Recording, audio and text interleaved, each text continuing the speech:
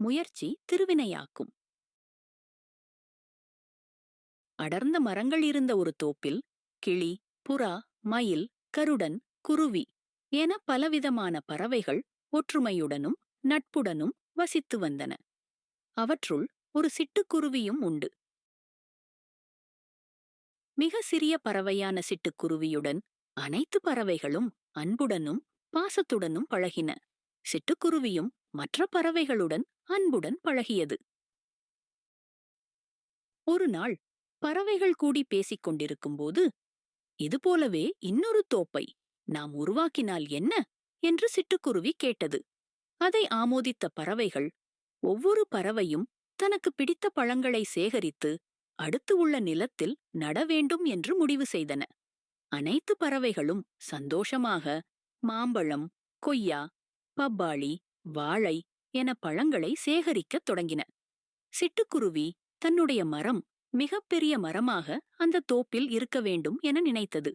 அதற்கு மிகப்பெரிய பழத்தை தேடத் துவங்கியது. பலாப்பழத்தை பார்த்த சிட்டுக்குருவி, இது மிகப்பெரிய பழம், இதன் மூலம் மிகப்பெரிய மரம் வளரும் என்று நினைத்து பலாப்பழத்தை தூக்கிச் செல்ல நினைத்தது. அந்த பழத்தை தனது சிறிய அலகால் கொத்தியும் தனது சின்னஞ்சிறு கால்களால் தூக்கவும் முயற்சி செய்தது. அதனால் கொஞ்சம் கூட நகர்த்த முடியவில்லை. சிட்டுக்குருவி படுகிற பாட்டை பார்த்தபடி மரக்கிளையில் கருடன் அமர்ந்திருந்தது. அது சிட்டுக்குருவிக்கு உதவ நினைத்தது. சிட்டுக்குருவியே, நான் உனக்கு உதவட்டுமா என கருடன் கேட்டது. தன்னால் மட்டும் பழத்தைக் கொண்டு செல்ல முடியாது என்று உணர்ந்த குருவி, ஆம் என்று சொல்ல, நீ என் முதுகில் ஏறிக்கொள், நான் பழத்தை என் கால்களால் தூக்கிக் கொண்டு வருகிறேன் என்று கருடன் சொன்னது. அவ்வாறே சிட்டுக்குருவியும் கருடனின் முதுகில் ஏறிக்கொள்ள, கருடன் பலாப்பழத்தை தூக்கிக் கொண்டு பறந்தது.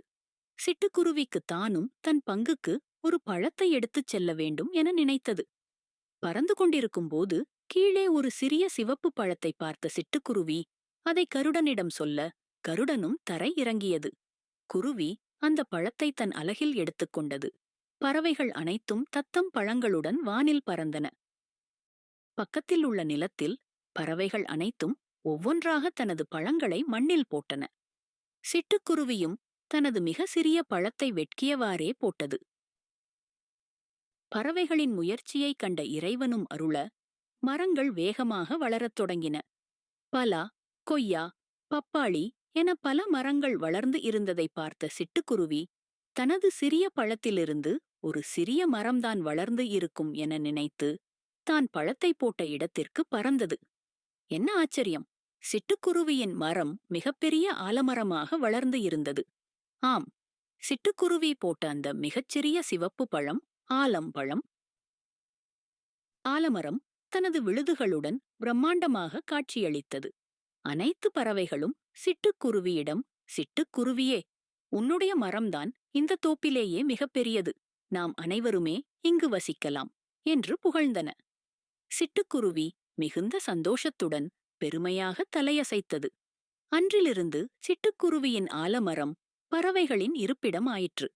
சிட்டுக்குருவியும் அதன் நண்பர்களும் ஆலமரத்தில் கூடு கட்டி வசிக்கத் தொடங்கின.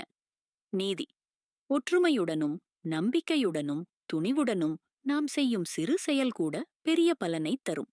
சிட்டுக்குருவியின் ஆலமரத்தைப் போல முயற்சி திருவினையாக்கும்.